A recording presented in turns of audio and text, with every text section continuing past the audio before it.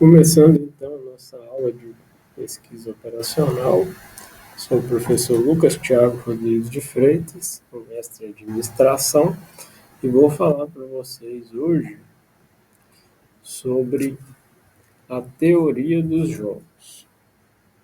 Vamos ver como que ela pode ser aplicada com um pequeno exemplo.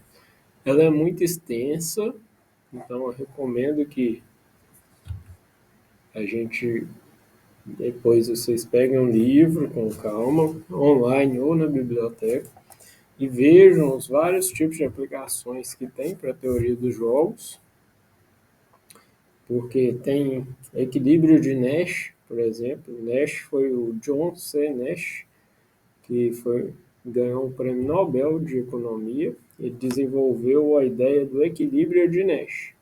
Só que essas coisas são um pouco complexas, então elas precisam de um pouco de estudo mais aprofundado. Então, eu recomendo que cada um pegue o seu livro e estude para conhecer melhor os tipos de equilíbrio que tem. Não existe só o equilíbrio de Nash, por exemplo. Vocês já devem ter ouvido falar sobre o dilema do prisioneiro. Nós vamos dar outro exemplo aqui hoje, mas é um exemplo de maximizar a utilidade de cada um e da gente tentar prever o resultado final da situação dado um contexto. Não necessariamente todas as vezes vão cair no equilíbrio de Nash, e não necessariamente você tem só um equilíbrio de Nash por situação. Pode ter vários equilíbrios e o resultado tender para ir para algum lado. Então, não é uma tarefa muito fácil definir equilíbrios, tanto de Nash quanto os outros que existem. Vamos falar aqui no geral da teoria de jogos. Então, ela ocupa-se do modo como os indivíduos decidem quando estão cientes de que as ações que eles tomam afetam os envolvidos. Quem são os envolvidos? As outras partes, ou até ele mesmo no futuro. Vamos supor que é uma empresa, e aí se ela lança um produto num determinado preço e o cliente fica pensando que o produto vai baratear ou fica mais caro depois, eles podem comprar ou mais ou menos hoje, pensando nessa variação de preço que a empresa pode impor no futuro. Vamos supor aí um telefone novo. Se ele sair caro no começo, as pessoas às vezes podem não comprar no começo, esperando que daqui a alguns meses, algumas semanas, o preço caia. É só no lançamento que esse preço vai estar muito caro. Aí a pessoa põe isso na cabeça e fica esperando lá e não compra no começo. Ou a empresa lança barato no começo, põe um preço baixo, e aí todo mundo fica lá. E eu tenho que comprar agora, porque senão eles vão poder aumentar o preço no futuro. E aí depois fica mais caro, fica mais difícil de comprar. Então vão todo mundo comprar agora, e aí depois já está comprado mesmo, ele sobe o preço lá e pronto. Então, a gente tem essas situações, tanto com a própria situação da empresa, quanto com outros concorrentes. Se eu lançar determinado produto de uma situação, de um estilo de propaganda, alguma coisa assim, e o outro concorrente não fizer, eu ganho mercado. Mas e se eu fizer e o outro concorrente também fizer a propaganda? Aí os dois vão ficar mais ou menos na mesma situação. Ou se ele faz a propaganda e eu não faço. Aí ele se dá bem e a minha empresa, né, perde espaço no mercado. Ou se nenhum dos dois fizer divulgação. E aí, a gente ganha alguma coisa, a gente ganha muito, a gente ganha pouco, fica na mesma, como é que seria a situação? Então é para isso, cada pessoa levando isso em conta para decidir o que vai fazer. Porque a gente pode decidir pela gente, mas analisando o que o outro pode ou não fazer. A gente não tem como decidir pelo outro, mas a gente vai pensar o que o outro decidiria se eu decidisse fazer isso. Estão vendo a complexidade da situação? Então, é por aí. A teoria dos jogos analisa isso, cada cenário, o que cada tomador de decisão vai analisar, o que ele pode decidir, o que ele pode não fazer ou fazer, à medida que o outro faça ou não faça alguma coisa também. Então, nós vamos dar aqui um exemplo para esclarecer um pouco essa situação. Um exemplo simples, porque o cenário pode ser muito mais complexo do que isso. Ó. Vamos dar um exemplo da venda de Guaraná com anúncios. Imagina que a gente tem 2 fabricantes de Guaraná numa região, ou 2 fornecedores, e estão lá no mesmo mercado. Mercado é mesmas pessoas, mesmos clientes, os mesmos supermercados, os mesmos bares, restaurantes, todos eles lá vão ser atendidos por esses 2 Guaranás aí. Então, um é o fabricante Split e o outro é o fabricante Guaraná Xará. Tá. Cada um dos fabricantes vai ter 2 possibilidades: anunciar ou não anunciar. Pode ser no rádio, na televisão, em revista, qualquer tipo aí de anúncio. Você pensa aí que vai ser um anúncio que vai fazer outdoor ou tudo isso junto. E aí a gente vai analisar os cenários possíveis para isso. Ah, mas como que chegou nesse valor de 3 milhões aí, de 8 milhões, de zero? Isso tudo vai da estratégia e da capacidade de análise da empresa. Quanto melhor for a capacidade de análise da empresa, com banco de dados, com pesquisa de mercado, mais certo vai estar esse número aí, de 3 milhões, de 8 milhões, de 0 milhões, de 1 milhão.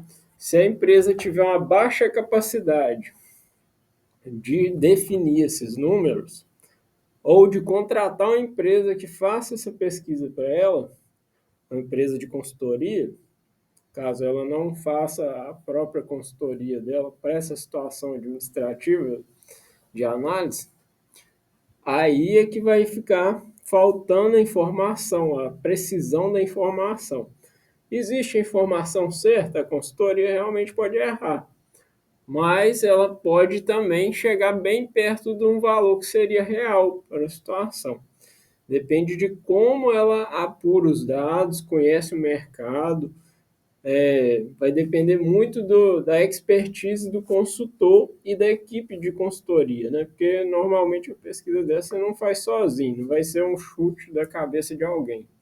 Alguém vai ter a pesquisa de mercado e vai falar, vai fazer aquelas pesquisas com prancheta em supermercado, vai perguntar, vai fazer pesquisa online, questionário, existem muitos jeitos de levantar esses números para chegar num possível lucro que a empresa teria. Vai ser 100% certo? Claro que não, muito difícil disso. Até com a inteligência artificial é difícil chegar no número certo. Mas você já vai ter uma noção de como o mercado poderia se comportar. Então é para isso que chega nesse número. Então vamos lá. Ó.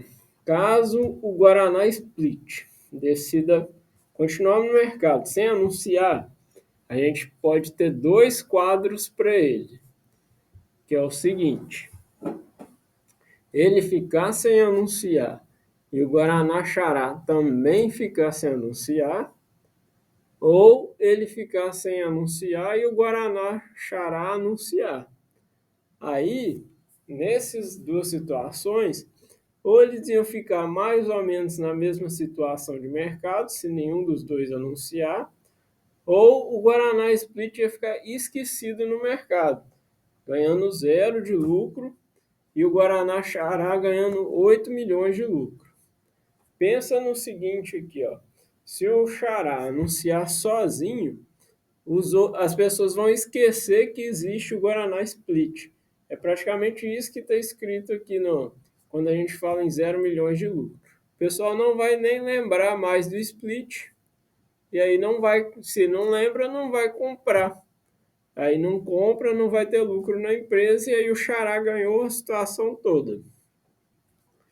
Aí o Guaraná Split, o pessoal da decisão do Guaraná Split, os administradores, os tomadores de decisão vão pensar, peraí, se a gente não anunciar, o Guaraná Xará toma conta do mercado, nós vamos ficar desempregados, vamos ter que fechar a fábrica. E aí, que nós vamos fazer?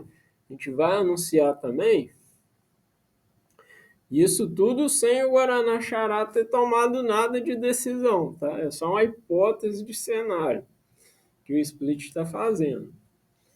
Aí o Split pensa assim, peraí, e se a gente anunciar, como é que ficaria a situação? Então vamos lá. Agora vamos analisar a coluna da direita aqui, ó. O Guaraná Split anunciando e o Xará sem anunciar. Aí o pessoal do Split fala assim, opa, se a gente anunciar e o Guaraná Xará não anunciar, nós vamos ganhar 8 milhões. Olha como é que nós vamos ficar na frente. O pessoal vai esquecer que existe Guaraná Xará. Então é uma vantagem muito grande se a gente anunciar. Por quê? Porque o pessoal vai comprar tudo da gente, a gente vai ganhar mais, muito mais do que o dobro que está agora sem anunciar nada. E ainda o Guaraná Xará vai ser eliminado, não vai ter concorrente mais. Ó. E aí, compensa a gente anunciar? Vamos analisar o que acontece também se o Xará resolver anunciar. Porque nós já estamos vendo aqui que se ele não anunciar, ele vai ganhar nada e vai quebrar. Então, pode ser que ele resolva anunciar. Então, vamos analisar outra situação. Split anunciando e o Xará anunciando. Ah, se ele anunciar também, aí a gente vai cair de 3 milhões de lucro para 1 milhão de lucro, porque a gente vai ter gasto de publicidade, esse monte de coisa, ficar anunciando em jornal, revista, rádio, televisão, isso é caro. Então a gente ia ganhar 3 milhões, mas vai ganhar 1 milhão só se a gente anunciar. E aí? E eles anunciando também, eles também vão levar ferro lá, porque vai ganhar só 1 milhão. Todos os dois vão ficar ganhando mais ou menos a mesma coisa. E aí? Compensa a gente correr o risco de não anunciar e ficar lá na mesma situação dos 3 milhões? Ou compensa a gente correr o risco de anunciar, gastar e cair para 1 milhão? Ou correr o risco de também ganhar 8 milhões e o Guaraná Xará não anunciar e fechar lá e a gente ficar com o mercado sozinho? E aí, qual que é a nossa situação aqui no Split para decidir? Viram como é que é relativamente difícil de tomar essa decisão? Porque se você gasta, você vai ganhar menos. Ou você pode ganhar muito mais. E se você não gasta, você fica na mesma situação ou quebra, se o concorrente anunciar. Então, acaba que a situação força os dois ali a anunciarem e os dois vão ganhar menos nessa situação aí. Para essa situação ser verdadeira, aí vem o peso da equipe de consultoria que foi contratada ou que é própria da empresa. Então, a confiabilidade dos dados vem da credibilidade que a equipe de consultoria tem na formação e tratamento dos dados dela para chegar nessa perspectiva aí. Não vai chegar na perspectiva exata, mas quanto mais próximo da exatidão ela chegar, mais confiável e melhor vai ser a tomada de decisão das pessoas. Porque eles vão saber, vai quebrar mesmo a empresa? Não, não vai quebrar. Vai só chegar, reduzir um pouco do lucro. Não, realmente. Se a gente não anunciar, a gente corre o risco de quebrar. E aí? A situação já fica mais crítica. Então é isso que a gente consegue analisar com a teoria dos jogos. E esse é um exemplo relativamente simples. Olha o trabalho que deu para a gente analisar e entender essa situação do lucro. Imagina com 3 variáveis, 5 variáveis, Fica bem complexa essa situação, mas é um elemento também para tomar de decisões, que compensa a gente usar e conhecer no dia a dia para tomada das decisões nas empresas. E essa aula é isso. Obrigado a todos aí. Bons estudos. Peguem os livros, o material didático para conhecer a teoria dos jogos melhor. Não é só um tipo de equilíbrio que tem. Já falei que um dos mais conhecidos é o equilíbrio de Nash, que ganhou o prêmio Nobel, mas existem vários outros. Então, usem o livro, procurem outros exemplos para conhecer melhor a situação e até a próxima aula.